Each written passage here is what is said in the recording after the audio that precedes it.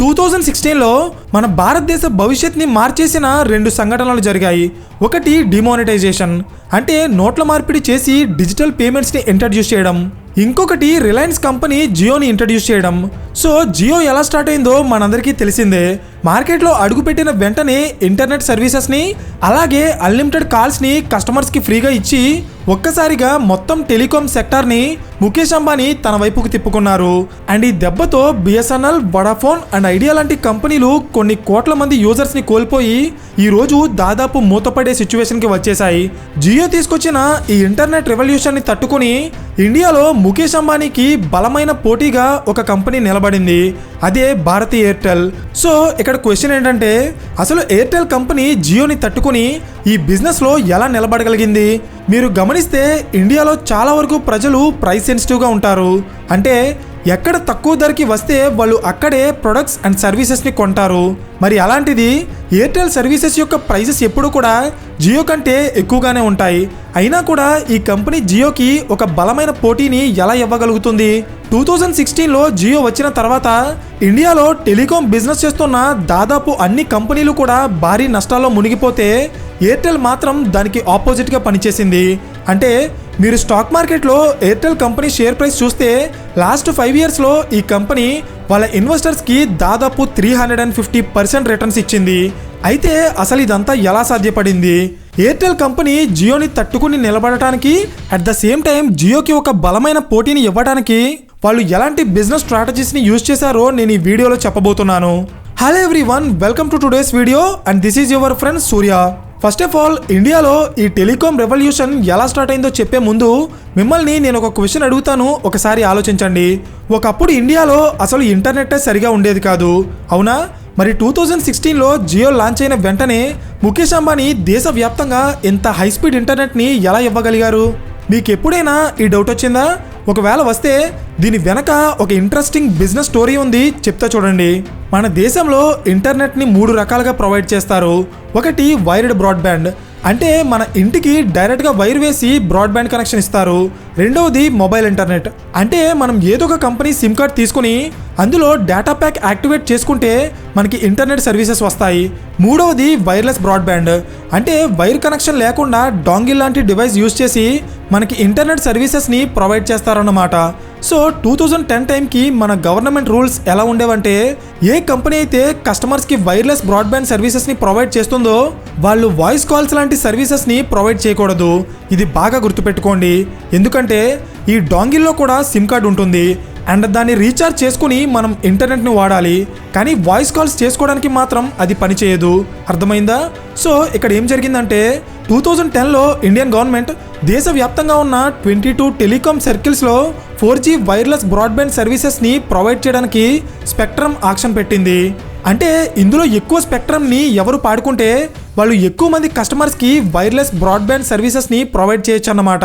కానీ అప్పట్లో ఇండియాలో టెలికాం బిజినెస్ చేస్తున్న ఎయిర్టెల్, ఐడియా అండ్ ఆర్కామ్ లాంటి ఏ కంపెనీ కూడా ఈ స్పెక్ట్రమ్ ఆక్షన్ మీద పెద్దగా ఇంట్రెస్ట్ చూపించలేదు.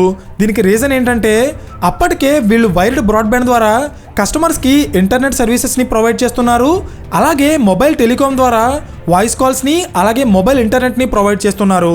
సో అందుకే ఇంటర్నెట్కి తప్ప వాయిస్ కాల్స్కి పనికిరాని ఈ వైర్లెస్ బ్రాడ్బ్యాండ్ స్పెక్ట్రమ్ మీద ఏ కంపెనీ కూడా పెద్దగా ఇంట్రెస్ట్ చూపించలేదు. కానీ సడన్గా గుజరాత్కి చెందిన ఒక చిన్న కంపెనీ ముందుకు వచ్చి ఈ స్పెక్ట్రమ్ ఆక్షన్లో పార్టిసిపేట్ చేసింది. అయితే పెద్ద పెద్ద కంపెనీలు ఏవి పోటీ పడకపోవడం వల్ల ఈ 4G స్పెక్ట్రమ్ మొత్తాన్ని ఆ చిన్న కంపెనీయే సొంతం చేసుకుంది. అదే ఇన్ఫోటెల్ బ్రాడ్బ్యాండ్ సర్వీసెస్ లిమిటెడ్, IBSL. అయితే ఇప్పుడు ఇదంతా ఎందుకు చెప్తున్నాను అనుకుంటున్నారా? ఈ IBSL అనే కంపెనీ ఆక్షన్లో గెలిచిన వెంటనే ముఖేష్ అంబానీ ఈ కంపెనీని 4800 కోట్లు పెట్టి కొనేశారు. నెక్స్ట్ ఏమైందంటే 2013లో మన దేశ గవర్నమెంట్ ఈ వైర్లెస్ బ్రాడ్బ్యాండ్ సర్వీసెస్ ప్రొవైడ్ చేసే కంపెనీలు కూడా గవర్నమెంట్కి ఎక్స్ట్రాగా 1660 కోట్లు పే చేసి వాయిస్ కాల్స్ని కూడా ప్రొవైడ్ చేయొచ్చని ఒక చట్టాన్ని తీసుకొచ్చింది. అండ్ అది జరిగిన వెంటనే ముఖేష్ అంబానీ ఆ డబ్బుని గవర్నమెంట్కి కట్టేసి మన దేశంలో 4G ఇంటర్నెట్ సర్వీసెస్ని అలాగే వాయిస్ ఓవర్ కాల్స్ని కలిపేసి ఇన్ఫోటెల్ బ్రాడ్బ్యాండ్ సర్వీసెస్ లిమిటెడ్ అనే కంపెనీని రిలయన్స్ జియో ఇన్ఫోకామ్ లిమిటెడ్ RJILగా మార్చేసి మన దేశంలో ఇంటర్నెట్ రెవల్యూషన్ని స్టార్ట్ చేశారు. అయితే ఈ స్టోరీ మీద చాలా రూమర్స్ అండ్ కోర్టు కేసెస్ ఉన్నాయి. ఎందుకంటే గవర్నమెంట్ వైర్లెస్ బ్రాడ్బ్యాండ్ సర్వీసెస్కి వాయిస్ కాల్స్ని కూడా యాడ్ చేస్తుందని ముఖేష్ అంబానీకి ముందే తెలిసి ఒక డమ్మీ కంపెనీని స్థాపించి తన కాంపిటీటర్స్కి తెలియకుండా వేలంపాటలో గెలిచి 4G స్పెక్ట్రమ్ మొత్తం తన చేతికి వచ్చాక ఆ డమ్మీ కంపెనీని అఫీషియల్గా జియోగా మార్చేశారని ఆయన మీద చాలా ఎలిగేషన్స్ ఉన్నాయి. సో ఏదేమైనప్పటికీ కూడా జియో వచ్చి సడన్గా ఇంటర్నెట్ని అలాగే వాయిస్ కాల్స్ని ఫ్రీగా ఇవ్వడం వల్ల మన దేశంలో Aircel, Telenor and Tata Docomo లాంటి కంపెనీలు వాళ్ళ బిజినెస్ని క్లోజ్ చేస్తే BSNL, idea, Vodafone and Airtel లాంటి కంపెనీలు భారీ నష్టాల్లో మునిగిపోయాయి. సో జియోని ఎదుర్కోవడానికి ఐడియా అండ్ వడాఫోన్ ఈ రెండు కంపెనీలు కలిసి పనిచేశాయి, కానీ ఆ ప్లాన్ వర్క్ అవ్వలేదు. బిఎస్ఎన్ఎల్కి గవర్నమెంట్ నుండి సరైన సపోర్ట్ లేక అది కూడా జియోతో పోటీ పడలేకపోయింది. ఇంకా రేసులో మిగిలిందల్లా ఎయిర్టెల్ మాత్రమే. జియో రాకముందు ఇండియాలో ఎయిర్టెల్లే అతిపెద్ద టెలికాం కంపెనీగా ఉండేది. సో ఈ కంపెనీ జియోని ఎదుర్కోవడానికి చాలా స్ట్రాటజీస్ ఇంప్లిమెంట్ చేసింది. లైక్ కాంపిటేటివ్ ప్రైజింగ్, అంటే జియో కంపెనీ చాలా తక్కువ ధరకే ఇంటర్నెట్ సర్వీసెస్ని ప్రొవైడ్ చేయడం స్టార్ట్ చేసిన తర్వాత ఎయిర్టెల్ కూడా జియోకి పోటీగా తక్కువ ధరకి ఇంటర్నెట్ అలాగే వాయిస్ కాల్స్ని ప్రొవైడ్ చేయడం స్టార్ట్ చేసింది.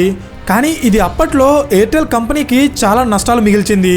ఫర్ ఎగ్జాంపుల్ 2016లో జియో వచ్చినప్పటి నుండి 2023 వరకు దాదాపు ప్రతి సంవత్సరం కూడా ఎయిర్టెల్ కంపెనీ కొన్ని వేల కోట్ల రూపాయలు నష్టపోయింది. దీనికి రీజన్ ఏంటంటే జియోని ఎదుర్కోవడానికి ఎయిర్టెల్ కంపెనీ వాళ్ళ బిజినెస్ని కంటిన్యూస్గా ఎక్స్పాండ్ చేస్తూనే వస్తుంది. ఎలా అంటే మనలో చాలామంది ఎయిర్టెల్ని అలాగే జియోని కేవలం ఒక టెలికాం కంపెనీలుగా మాత్రమే చూస్తాం, కానీ అది చాలా తప్పు. బికాస్ వీళ్ళకి వచ్చే డబ్బు కేవలం మొబైల్ సర్వీసెస్ నుండి మాత్రమే కాదు, వీళ్ళు ఇంకా చాలా రకాల బిజినెస్లు చేస్తున్నారు. For example Jio cinema, Jio Saavn, Jio security, Jio cloud. Jio company ఎలాంటి ఎన్నో సర్వీసెస్ని స్టార్ట్ చేసి వాటి ద్వారా డబ్బు సంపాదిస్తుంది. దీన్నే ప్రొడక్ట్ సర్వీస్ ఎకోసిస్టమ్ అంటారు. ఈ ప్రొడక్ట్ సర్వీస్ ఎకోసిస్టమ్ అనే స్ట్రాటజీని first time Apple company founder అయిన స్టీవ్ జాబ్స్ తన కంపెనీలో ఇంట్రడ్యూస్ చేశారు. ఎలా అంటే యాపిల్ కంపెనీ ప్రొడక్ట్స్ వాడేవాళ్ళు ఆ కంపెనీకి సంబంధించిన చాలా సర్వీసెస్ని డబ్బు పెట్టి కొనుక్కోవాలి. Like Apple TV, Apple music, iCloud etcetera. So వీటిని కొనడం వల్ల ఏమవుతుందంటే ఆల్రెడీ వాటి సబ్స్క్రిప్షన్స్కి డబ్బులు కట్టారు కాబట్టి కస్టమర్స్ నెక్స్ట్ టైం కూడా వాళ్ళ ప్రొడక్ట్స్నే కొనాలనుకుంటారు. ఫర్ ఎగ్జాంపుల్ ఐఫోన్ 11ని కొన్న ఒక కస్టమర్ యాపిల్ మ్యూజిక్ లాంటి సర్వీసెస్ని కొన్న తర్వాత నెక్స్ట్ తన ఫోన్ మార్చాలనుకుంటే ఐఫోన్ 13కో లేక 14కో వెళ్తాడు, కానీ శాంసంగ్కి వెళ్ళడు. బికాస్ శాంసంగ్కి వెళ్తే తను అప్పటి వరకు తీసుకున్న పెయిడ్ సబ్స్క్రిప్షన్స్ అన్నీ కూడా వేస్ట్ అయిపోతాయి.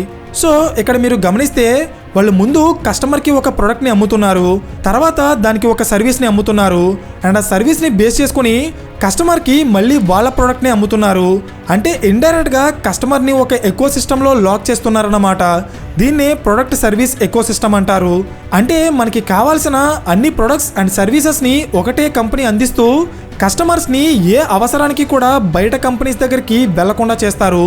అండ్ ఎగ్జాక్ట్గా జియో కూడా ఎలాంటి ఎకో సిస్టమ్ని క్రియేట్ చేసింది. అంటే మనం జియోకి సంబంధించిన ఏ ప్లాన్ తీసుకున్నా వాళ్ళు దానికి కొన్ని సబ్స్క్రిప్షన్స్ని ఫ్రీగా ఇస్తారు. Like Jio cinema, Hotstar, Jio cloud, Sony LIV etcetera. So ఇలా ఇవ్వడం వల్ల వీటికి అలవాటు పడిన కస్టమర్స్ జియోని దాటి వేరే కంపెనీస్ దగ్గరికి వెళ్ళరు.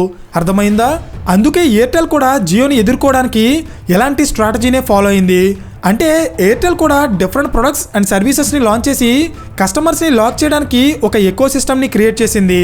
ఫర్ ఎగ్జాంపుల్ ఎవరైతే ఎయిర్టెల్ రీఛార్జ్ చేసుకుంటారో వాళ్ళకి Airtel wink music, Airtel extreme, Amazon prime, Netflix, Hotstar and Apollo 24/7 health care లాంటి ఎక్స్ట్రా సర్వీసెస్ని ఆఫర్ చేస్తూ కస్టమర్స్ని వాళ్ళ ఎకో సిస్టంలో లాక్ చేస్తుంది.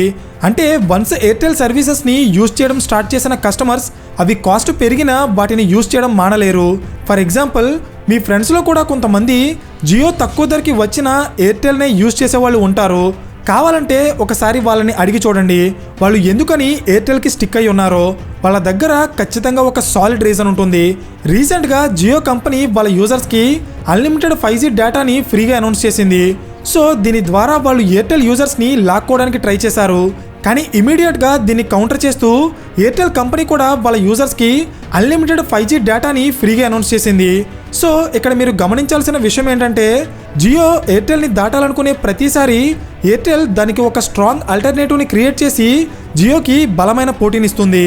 నెక్స్ట్ బిజినెస్ పాయింట్ ఆఫ్ వ్యూలో ఈ రెండు కంపెనీలకి ఉన్న ఒక మేజర్ డిఫరెన్స్ ఏంటంటే జియో ఎప్పుడూ కూడా poor and middle class customers మీద ఎక్కువగా ఫోకస్ చేస్తే Airtel rich and premium customers మీద ఎక్కువగా ఫోకస్ చేస్తుంది. ఫర్ ఎగ్జాంపుల్ రీసెంట్గా Jio company Jio phone and Bharat phone అనే పేరుతో చిన్న సైజ్ మొబైల్ ఫోన్స్ని లాంచ్ చేసి వాటిలో జియో సినిమా లాంటి యాప్స్ని ఇన్స్టాల్ చేసి ప్రజలకి 1000 రూపీస్ ప్రైస్ రేంజ్లో అమ్మడం స్టార్ట్ చేసింది. నిజానికి ఈ ఫోన్స్ని ప్రజలు యూజ్ చేయడం వల్ల జియో కంపెనీకి పెద్దగా ఎలాంటి లాభం ఉండదు. కానీ ఇందులో ఉన్న ట్రిక్ ఏంటంటే ఆ ఫోన్లో ఉండే జియో సినిమా యాప్ ఏదైతే ఉందో దాన్ని చిన్న ఫోన్స్లో కూడా ఇన్స్టాల్ చేసి ప్రజలకి అమ్మడం వల్ల ఆ యాప్ని మారుమూల పల్లెటూళ్ళలో ఉండే చదువుకోని వాళ్ళు కూడా యూజ్ చేస్తారు. దీనివల్ల జియో కంపెనీకి అడ్వాంటేజ్ ఏంటి అనుకుంటున్నారా? చెప్తా చూడండి. జియో సినిమా యాప్ యూజ్ చేసేటప్పుడు అందులో యాడ్స్ ప్లే అవుతాయి అండ్ అలా ప్రజలు చూసిన ప్రతి వీడియో యాడ్కి జియో కంపెనీకి డబ్బులు వస్తాయి. అండ్ అలా డబ్బులు రావడం వల్లే ముఖేష్ అంబానీ జియో సినిమాలో ఫ్రీగా ఐపీఎల్ని స్ట్రీమ్ చేశారు. సో మనం డైలీ యూజ్ చేస్తున్న యూట్యూబ్ కూడా ఇలాగే యాడ్స్ ద్వారా డబ్బులు సంపాదించి మనకి వీడియో కాంటెంట్ని ఫ్రీగా చూపిస్తుంది. అంటే మీరే అర్థం చేసుకోండి ఈ యాడ్ బిజినెస్ అనేది ఏ రేంజ్లో జరుగుతుందో. ఐ థింక్ ఇప్పటికే మీకు ఒక క్లారిటీ వచ్చి ఉంటుంది జియో కంపెనీ చిన్న ఫోన్స్ని ఎందుకు అమ్ముతుందో. నెక్స్ట్ దీన్ని కౌంటర్ చేయడానికి ఎయిర్టెల్ కంపెనీ మొబైల్ బిజినెస్ మీద ఫోకస్ చేయకుండా B2B కనెక్టివిటీ బిజినెస్ మీద ఫోకస్ చేసింది. అంటే ఇండియాలో ఇంటర్నెట్ని వాడేవాళ్ళు మేజర్గా 2 రకాలుగా ఉంటారు. ఒకరు ఇండివిజువల్స్ అండ్ ఇంకొకరు కార్పొరేట్ ఎంటిటీస్. ఇండివిజువల్స్ అంటే మనలాంటి సామాన్యులు. మనకి టెలికాం సర్వీసెస్ని ప్రొవైడ్ చేయడంలో Jio and Airtel neck to neck పోటీ పడతాయి.